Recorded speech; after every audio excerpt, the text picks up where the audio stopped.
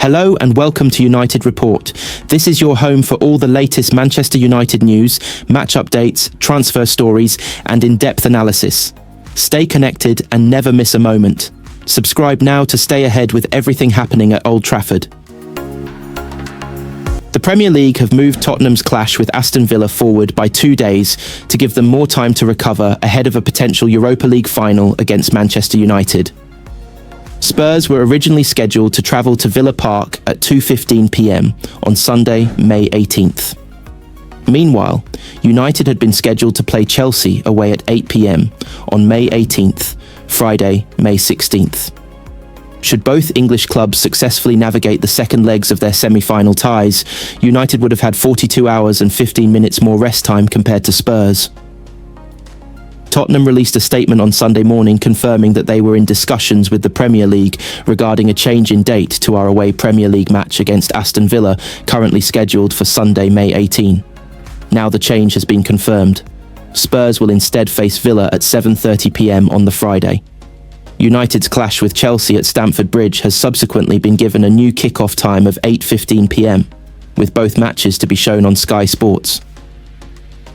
The reason why United and Chelsea were originally moved to play in Friday's fixture slot is because both clubs are involved in the Women's FA Cup final at Wembley on the Sunday. United's men are firm favourites to reach the Europa League final after taking a commanding 3-0 lead from the first leg of their semi-final tie away to Athletic Bilbao last Thursday. As for Tottenham, it's less straightforward. Ange Postecoglou's side lead Norwegian minnows Bodo Glimt 3-1 on aggregate, but must travel to the Arctic Circle for a tricky-looking second leg this Thursday. There's added pressure because of the fixture change, with the Premier League clearly anticipating an all-English final in Bilbao on Wednesday, May 21st. Postecoglou was asked about the potential disparity in recovery time ahead of Sunday's 1-1 draw at West Ham. "I haven't looked too deeply into it. I don't know what sort of precedence there is to it," the Spurs boss replied.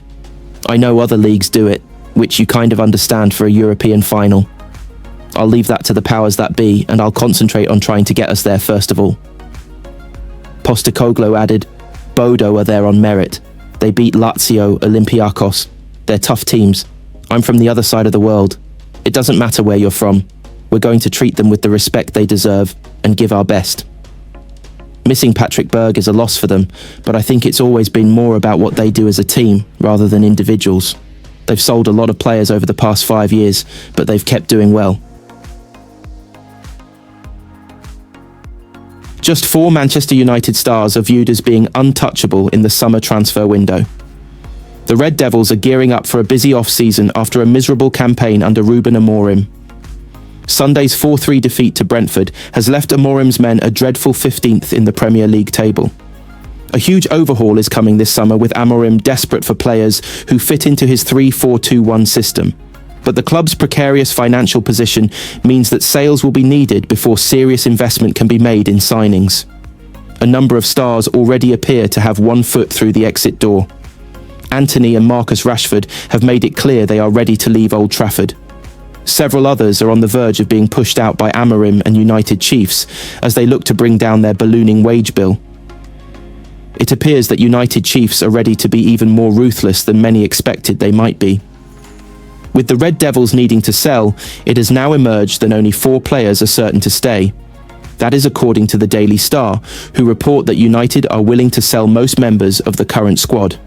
The club are said to be desperate to meet financial spending rules, while also being able to supply Amorim with the funds necessary to make new signings. As a result, only captain Bruno Fernandes, veteran defender Harry Maguire, young attacker Ahmad and January signing Patrick Dorgu are immune from the fire sale. The quartet will not depart, no matter the fee offered.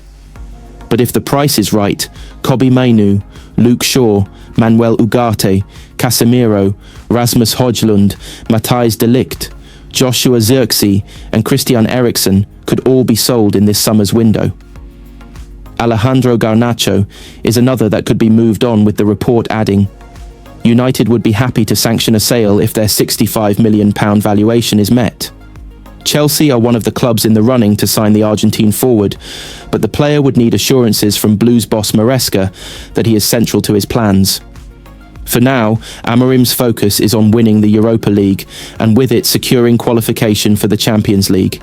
He named United's youngest ever Premier League side for the defeat to Brentford and hinted those in the academy could play a big role next season.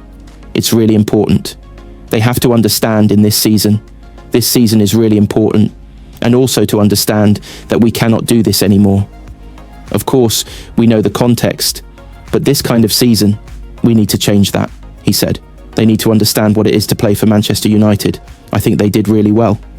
They are not playing so much, but then they have to play 90 minutes because we have to change some other players to save them for Thursday.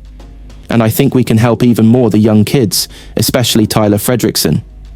He did quite well, but for the third goal, he needs more help from Ahmad. So, with these small things, I think we can help them more, but I'm really happy with the performance of the young kids. Yeah, it's really important because you can train a lot with the first team, but to have that feeling, playing with the players, feeling the players, the speed of the game, I think is the best thing. Manchester United are interested in recruiting towering Bayer Leverkusen centre-back Jonathan Tah on a free transfer this summer. The 6 feet 3 inches German received healthy praise from the boss of arch-rivals Liverpool, Arne Slot, last year for his Champions League exploits. Having conceded a subpar 51 goals already in the Premier League this season, an area that Ruben Amorim's bottom-half side will be looking to improve when the transfer window swings open will be the heart of defence. While Lenny Yoro and Matthijs de Ligt were purchased during the last summer window for hefty fees, AMORIM's system requires a trio of competent centre-halves. The now sidelined Aidan Heaven and Tyler Fredrickson have been called upon in recent fixtures as young, inexperienced deputies, with injuries mounting and depth shallow. One name that the Red Devils find themselves linked with is Leverkusen's Tah, a steadfast colossus of a defender who aided in his team's unbeaten Bundesliga campaign last term. The 29-year-old German is out of contract this summer, and various suitors across Europe, including United, are swarming for the man whom Reds boss Slot altered his lineup for and praised after a Champions League outing.